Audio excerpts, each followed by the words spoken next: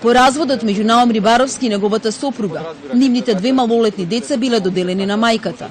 Тој како татко добил законска можност да биде со нив 2 викенда во текот на месецот и 2,5 часа меѓу овие гледања. Ситуацијата не успел да ја измени, ако неколку пати пред надлежните институции реагирал дека доделението заедничко поминато време од 5 дена месечно е прекуса. Вкупно кога ќе се земе времето кога го поминувам со моите две деца е многу помалку од тоа што го поминував додека бев во брак. Односно, тоа што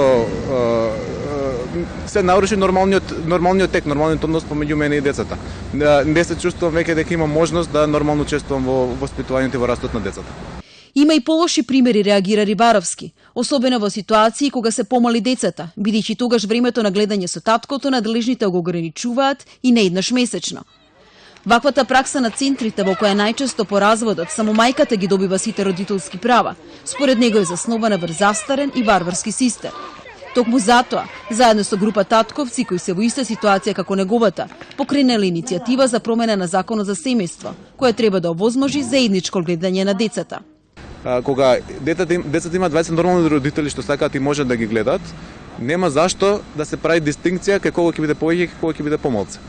И овој концепт на заедничко гледање, подеднакво гледање, според сите истражувања до сега во земјите каде што ова функционира е најдобар за детето.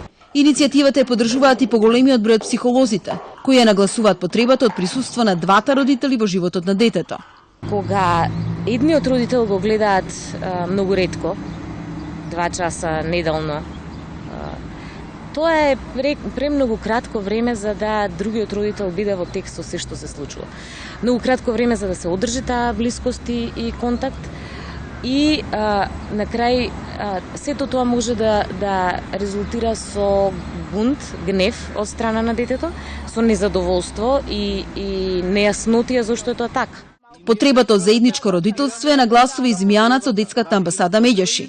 Нагласува дека бројот на сопружници кои по разводот успеваат да се договорат за начинот и времето на гледање на децата е многу помал од оние кои не постигнуваат каков било договор. Родителите не знаат во најдобар интерес на децата меѓусебно да се договорат и да комуницираат и тогаш донесува решение Центарот за социјална работа, судот потврдува и веќе се завојувани двете страни, ги губат контактите или едните или другите, едниот станува првостепен родител со полн капацитет, вториот со право на видување и во една таква ситуација сите се губитници.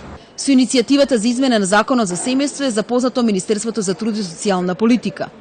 Оттаму вела дека дел од решенијата може да бидат основа за размислување. Тие заедно со уште неколку предлог закони од сферата на социјалата ќе бидат разгледани кога владата и собранието ќе можат полноважно да одлучуваат, информираат од Министерството.